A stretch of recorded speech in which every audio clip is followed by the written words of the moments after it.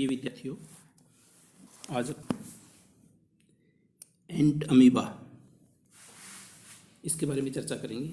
तो इसकी कुछ स्पीसीज़ है, जैसे एंट अमीबा हिस्टोलिटिका, एंट अमीबा जिंजीवेलिस, एंट अमीबा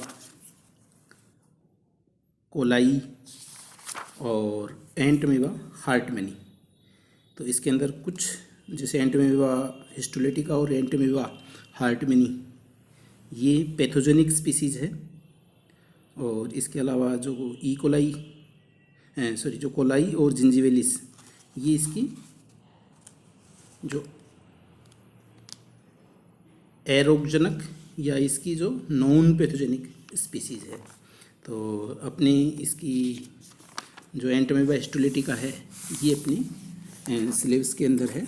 तो इसके बारे में अपनी पूरी इसकी जो स्ट्रक्चर, इसकी जो संरचना है उसके बारे में और इसकी जो लाइफ साइकिल है उसके बारे में चर्चा करेंगे। और ये किस तरह से रोग फैलाती है, पैथोजेनिसिटी है इसकी, किस तरह से अपने उसको जो बीमारियों को फैलने से रोकने के लिए अपने क्या उपाय कर सकते हैं, इसके बारे में चर्चा करेंगे। तो सबसे पहले इसका जो क्लासिफिकेशन है एंट अमीबा का, तो क्लासिफिकेशन में अपने को पता ही है वो कि फाइलम इसका कौन सा है, प्रोटोजोआ है। सब फाइलम सार्कोमेस्टिकोफोरा, क्लास सार्कोडीना, सब क्लास राइजोपोडिया, ऑर्डर लोबोसा और जीनस है वो एंट अमीबा और स्पीसीज हिस्टोलाइटिका। ये इसका क्लासिफिकेशन है। तो जो एंट अमीबा है उसको सर्वप्रथम एक रूसी वैज्ञानिक फ्रेडरिच लॉस ने 1875 में इसको खोजा था। और अगर अपन इसकी ज्योग्राफिकल डिस्ट्रीब्यूशन की बात करें तो ये पूरा विश्वव्यापी है, पूरे वर्ल्ड में पाया जाता है। लेकिन मुख्यतः ये जो उष्ण और जो समशीतोष्ण प्रदेश हैं उनके अंदर अधिकता से पाया जाता है। इसके अंदर जैसे प्रमुख रूप से भारत, मेक्सिको, चाइना, दक्षिणी अमेरिका, यहाँ पर ये बहुतायत से पाया जाता है। अच्छा, इसके अलावा ये जो घनी आबादी की जो जितने भी शहरी और जो ग्रामीण क्षेत्र है वहाँ पर पाया जाता है। और बच्चे और युवा इस रोगजनक के प्रति ज़्यादा सेंसिटिव होते हैं, ज़्यादा रिसेप्टर के रूप में या ज़्यादा ग्राही हैं वो। इसके द्वारा अमीबिया पेचिस या जैसे अमीबायोसिस डिजीज़ कहते हैं अपने उत्पन्न होती है। और विश्व की लगभग 10% जनसंख्या इस रोग से ग्रसित है। हैबिटेट की बात करें अपने, जो इसका वासस्थान और जो आवास और स्वभाव है किस तरह का है, तो यह मनुष्य की जो बड़ी आंत है उसके अंदर अपने एंडोपेरासाइट के रूप में पाया जाता है। इसके जीवन चक्र में यह केवल एक प्रोपोसी या जो होस्ट है उसके अंदर अपना जीवन व्यतीत करता है। इसलिए इसे मोनोजेनेटिक लाइफ साइकिल कहते हैं। यह मनुष्य की इंटेस्टाइन, जो अपनी इंटेस्टाइन है उसकी म्यूकोसा, सबम्यूकोसा में अंदर पेनिट्रेट कर जाता है, अंदर धंसकर अम्बाइसिस या जो अमीबिया पेचिस जो कहते हैं अपने उस रोग को उत्पन्न करता है। इस प्रकार के रोगी की जो इंटेस्टाइन है उसके अंदर अल्सर उत्पन्न हो जाते हैं, अल्सर पाए जाते हैं। उत्तक विलेयकारी या जैसे अपने टिश्यू डिजॉर्डर होते हैं उनका सेक्शन करता है, जिसके कारण यहाँ पर अल्सर उत्पन्न हो जाते हैं।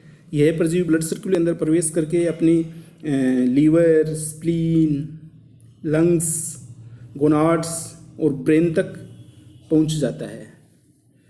अगर इसकी स्ट्रक्चर की बात करें अपनी, तो जो एंट अमीबा है वह माइक्रोस्कोपिक पैरासाइट है, सूक्ष्मदर्शीय परजीवी है।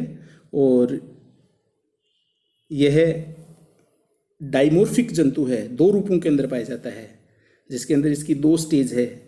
एक तो ट्रोफोजोइट स्टेज या जिसे मेघनावस्था कहते हैं, और दूसरी इसकी प्रिसिस्टिस और जिसे अपने माइनूटा स्टेज भी कहते हैं। ये दो रूपों के अंदर पाया जाता है।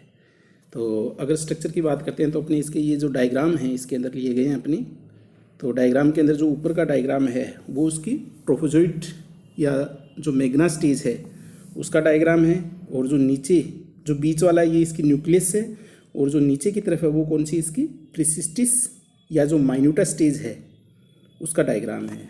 तो अपन चर्चा करें सबसे पहले इसकी जो ट्रोफोजोइट या जो मैग्ना अवस्था है, तो ये परजीवी पैथोजेनिक स्टेज है इसकी। जो मैग्ना अवस्था है वो कौन सी है, पैथोजेनिक या जो रोगजनक अवस्था है वो यही है।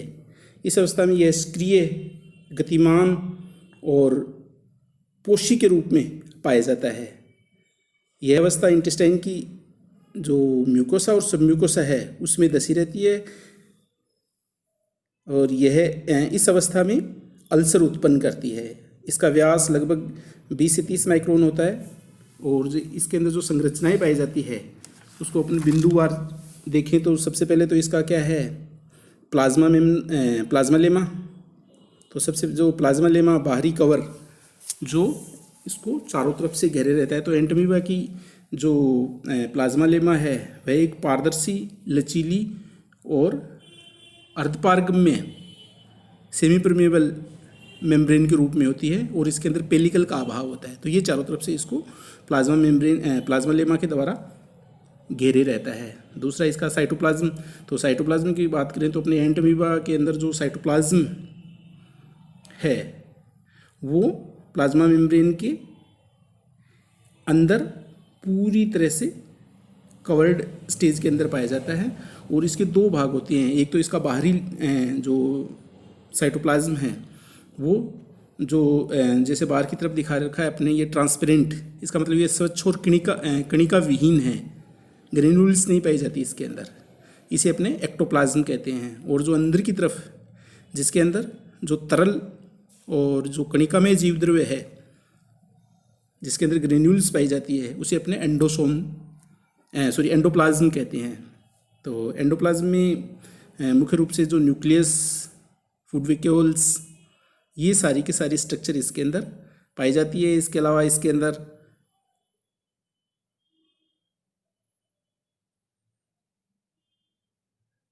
कॉन्ट्रैक्टाइल वैक्यूल्स, इनका इसके अंदर अभाव होता है।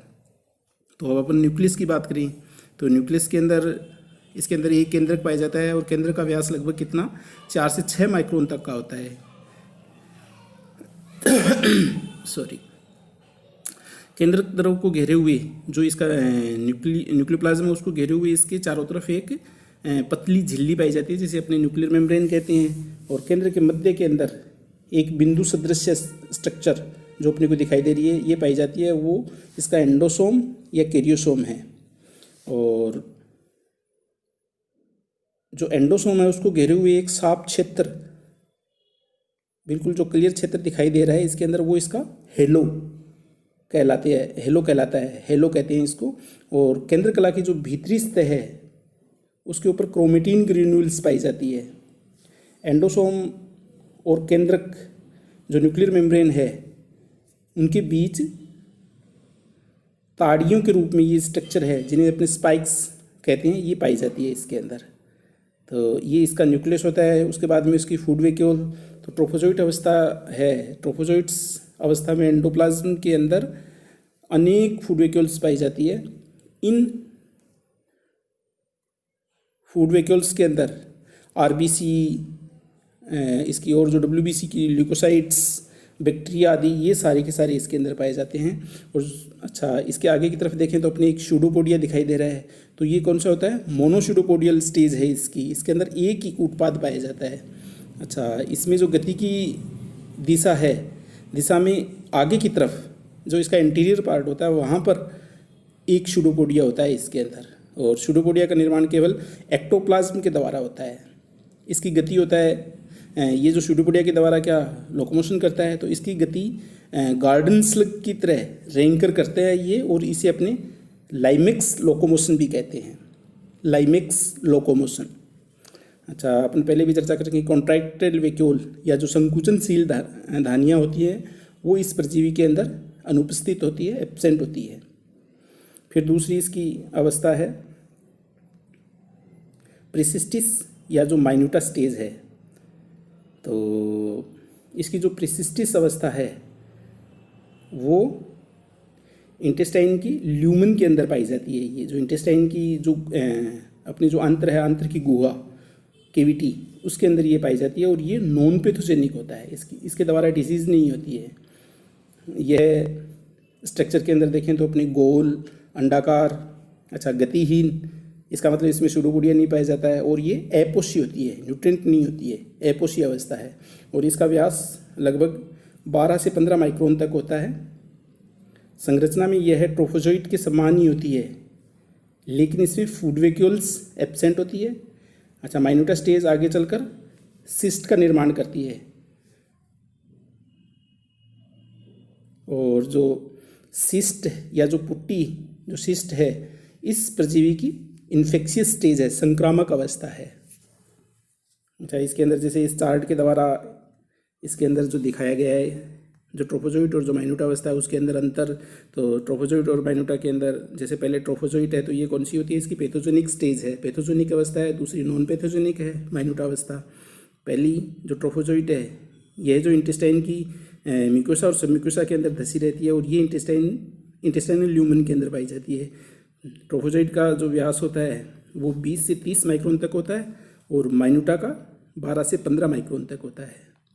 अच्छा, जो ट्रोफोजोइट होती है उसके अंदर फूड वैक्यूल्स पाई जाती है और माइन्यूटा के अंदर एब्सेंट होती है। और जो पहली है ये इसकी पोषीय फीडिंग अवस्था है और दूसरी नॉन फीडिंग है। अच्छा, पहले के अंदर ये गतिशील अवस्था है, इसकी गति करता है, और दूसरी है माइन्यूटा, वो कौन सी, गतिहीन अवस्था है। इसके अलावा अब अपन चर्चा करें इसकी लाइफ साइकिल की। तो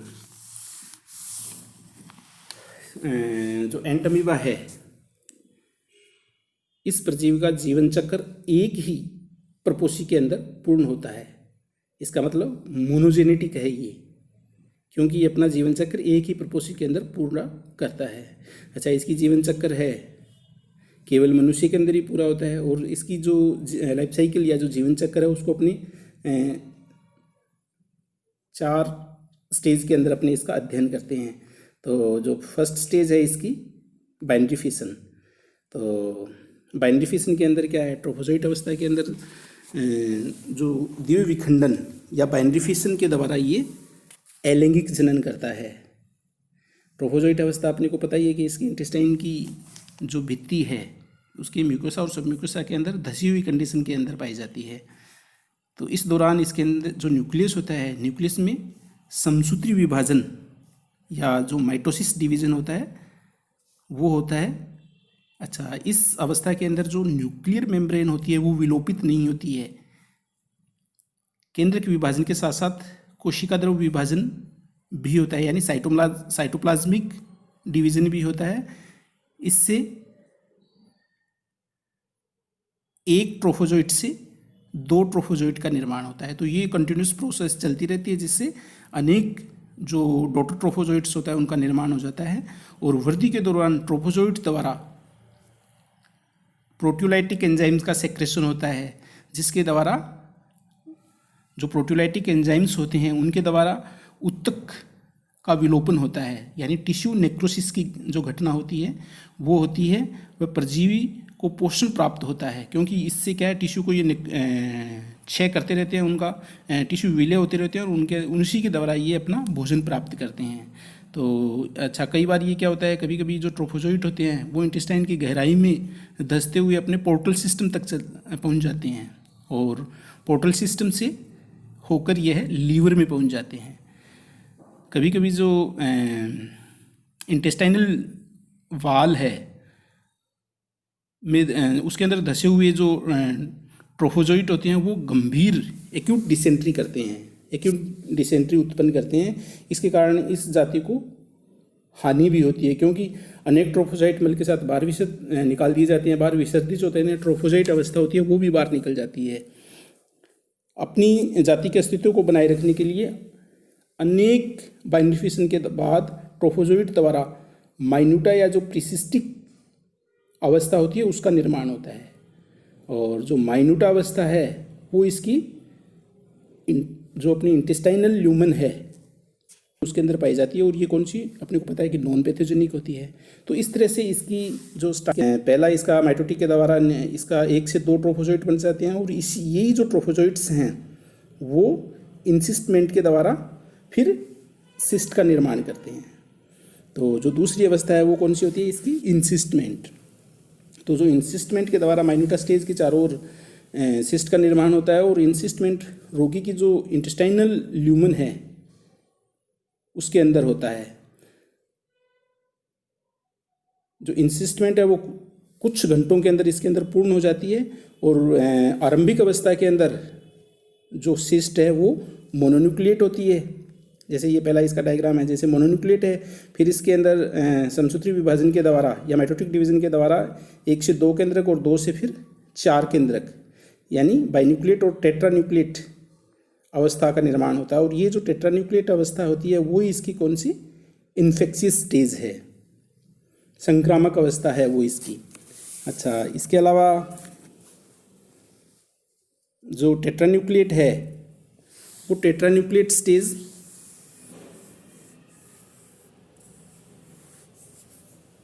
जो संक्रामक अवस्था है, तो इसका मतलब ये है कि इसके अंदर इसका जो मनुष्य के अंदर आगे का जो डेवलपमेंट है वो संभव नहीं है, और ये जो फिकल मटेरियल होती है उसके साथ बाहर विसर्जित कर दी जाती है। अच्छा, ये जो सिस्ट होती है वो जो नम या जो उसका जो फिकल मटेरियल है उसके अंदर 10 दिन तक जीवित रह सकती है, और लगभग 50 डिग्री टेम्परेचर से अधिक पर ये डेड हो जाती है। तो फिर उसके बाद में इसकी जो अवस्था आती है वो तीसरी अवस्था है ट्रांसमिशन और इन्फेक्शन स्टेज। तो जो टेट्रान्यूक्लिएट है इस स्टेज के अंदर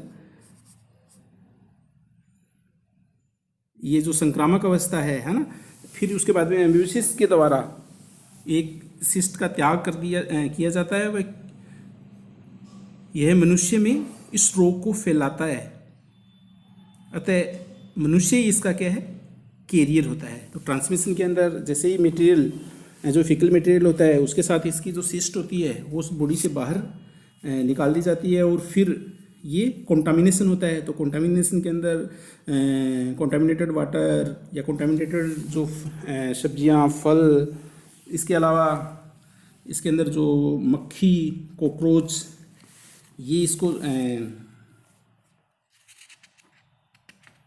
जो फूड मटेरियल है उसको कॉन्टामिनेट करने का कार्य करते हैं। अच्छा, फिर इसके बाद में एक्सिस्टेशन की क्रिया होती है। जैसे जो इंसिस्टमेंट के बाद में जो सिस्ट है वो बॉडी से बाहर निष्कासित कर दी जाती है, और ये फिर क्या करती है, दोबारा से कॉन्टामिनेटेड वाटर या जो अपनी खाने के जो खाद्य सामग्री है उसके द्वारा मनुष्य के अंदर पुनः प्रवेश करती है। और मनुष्य के अंदर जो पुनः प्रवेश करती है तो करने के बाद में फिर इसमें क्या होता है, एक्सिस्टेशन की घटना होती है, या जो पुट्टी भवन या जो इंसिस्टमेंट है वो टूटती है, और टूटने की जो घटना है वही क्या कहलाती है, इसकी एक्सिस्टेशन की घटना कहलाती है। तो जो सिस्ट है वो अपने जो मुख मार्ग है उससे होकर स्टमक में जाता है, और वहाँ पर जो गैस्ट्रिक जूस है, अपना जो स्टमक का जो गैस्ट्रिक जूस है उसके उसका इसके ऊपर कोई प्रभाव नहीं पड़ता है। स्टमक से होकर यह है फिर अपनी जो स्मॉल इंटेस्टाइन है वहाँ पर पहुँचता है, और वहाँ पर जैसे स्टमक का जो माध्यम है वो कौन सा होता है, अम्लीय होता है, और जो अपनी स्मॉल इंटेस्टाइन है, स्मॉल इंटेस्टाइन का माध्यम कौन सा होता है, क्षारीय होता है। तो क्षारीय माध्यम के अंदर ये इसके अंदर एक्सिस्टेशन की घटना होती है। तो जो एक्सिस्टेशन की घटना या जो सिस्ट वाल है उसका जो डाइजेशन है वो किसके, ट्रिप्सिन एंजाइम के द्वारा होता है। अपने को पता है कि अपनी जो ड्यूडेनम है, ड्यूडेनम के अंदर जो पेंक्रियाज के द्वारा एंजाइम सीक्रेट किए जाते हैं, तो उनके अंदर कौन सा होता है, ट्रिप्सिन एंजाइम होता है, और वो ट्रिप्सिन एंजाइम क्या है, इसको तोड़ने का कार्य करता है। तो वो इसकी एक्सिस्टेशन की घटना है, और वहाँ पर ये टेट्रान्यूक्लिएट स्टेज है वो बाहर निकलती है, मुक्त हो जाती है, और इसे अपने क्या कहते हैं, मेटासिस्ट अवस्था कहते हैं। और ये जो मेटासिस्ट अवस्था है फिर वो आगे चल के अपने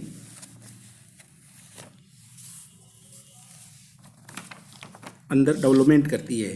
तो जो मेटासिस्ट अवस्था है उसके अंदर समसूत्री विभाजन आरंभ होता है और एक केंद्रक लगभग 3 बार विभाजित होता है, ऐसा मानते हैं अपनी। तो जिससे एक केंद्रक से कितने 8 डोटर न्यूक्लियस का निर्माण होता है और इसके साथ ही इसका जो कोशिका द्रव है उसका भी विभाजन होता है। इस प्रकार 8 एक केंद्रकीय संरचनाएं मेटासिस्टिक ट्रोफोजोइट बनते हैं, जो यहाँ से मेच्योर ट्रोफोजोइट के रूप में बड़ी इंटेस्टाइन के अंदर पहुँच जाती हैं।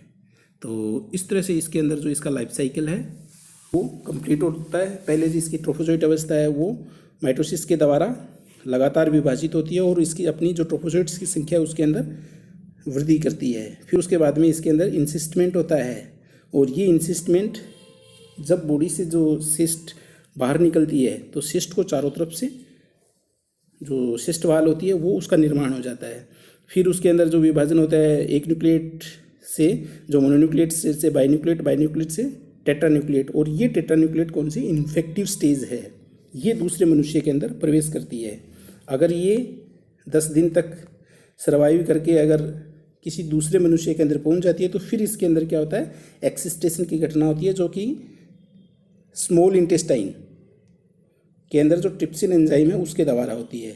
और फिर वहाँ पर क्या होता है, इसकी एक्सिस्टेशन के बाद के अंदर ये बड़ी आंत के अंदर पहुँचती है और वहाँ पर उसके अंदर क्या होता है, जो इसकी एक्सिस्टेशन के बाद में जो मेटासिस्ट अवस्था बनती है उससे एक न्यूक्लियस से 2 बार विभाजन होकर 3 बार विभाजन होकर एक से 2, 2 से 4 और 4 से 8 न्यूक्लियस होता है। फिर साइटोप्लाज्मिक जो मटेरियल है उसके अंदर डिवीजन होता है और डिवीजन होने के बाद में इसके अंदर एक न्यूक्लियस से 8 ट्रोफोजोइट का निर्माण होता है और ये जो 8 के 8 ट्रोफोजोइट है वो आगे चल के फिर अपनी साइकिल कंप्लीट करती है। तो इस तरह से इसके अंदर लगातार जो जीवन चक्र है वो पाया जाता है। अच्छा, अपन इसकी जो पैथोजेनिसिटी या जो रोगजनकता है उसके बारे में बात करें तो पैथोजेनिसिटी के अंदर ये अमीबोसिस डिजीज़ करता है, अपने को पता है।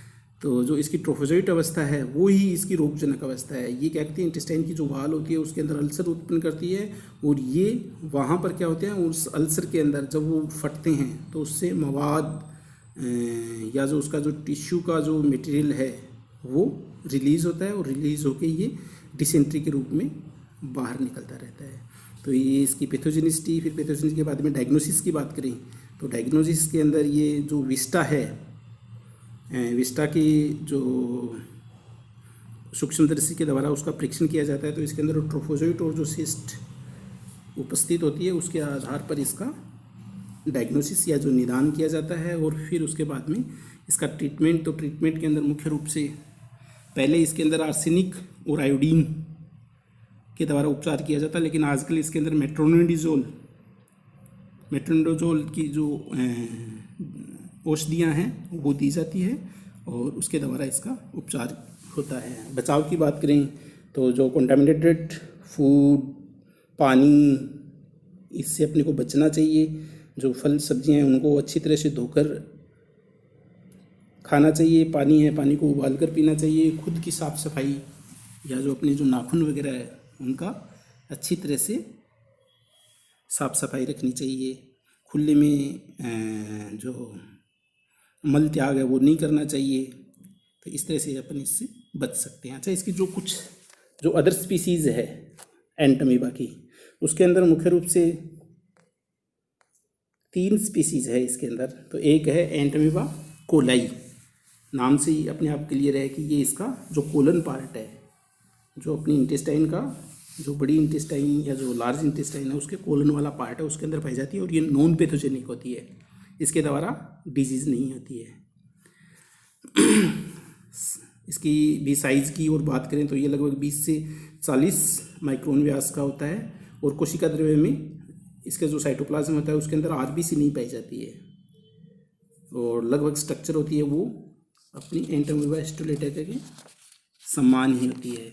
दूसरी स्पीसीज़ है इसकी एंटमीबा जिंजीवेलिस, और जो जिंजीवेलिस है ये मनुष्य के जो अपना मुख है, मुख के अंदर पाया जाता है पाए जाने वाला एक परजीवी है जो कि मुख्य रूप से मसूड़ों, जो अपने मसूड़े और जो दांत है उनके बीच में पाया जाता है। पहले ऐसे माना जाता था कि जो पायरिया रोग है वो इसी के कारण होता है, एंटीमीबा जिंजीविलिस के कारण, लेकिन अब प्रमाणित हो चुका है कि पायरिया रोग है वो एक जीवाणुजनित रोग है, बैक्टीरियल डिजीज़ है वो। लेकिन जो पायरिया की जो रोगी है उनके अंदर ये परजीवी पाया जाता है, तो ये नॉन पैथोजेनिक है।